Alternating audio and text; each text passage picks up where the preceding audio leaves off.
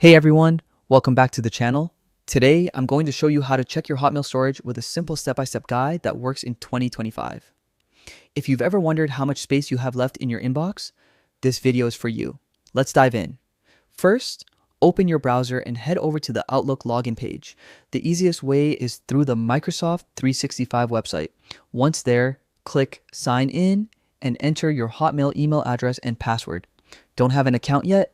No worries. There's an option to create one in just a few minutes. After logging in, you'll land on the main Outlook page where all your emails live. Now, look up at the top right corner and find the gear icon. That's your settings. Click it. A new window will pop up with multiple tabs. Click on the Account tab, then select Storage. Here's the magic part.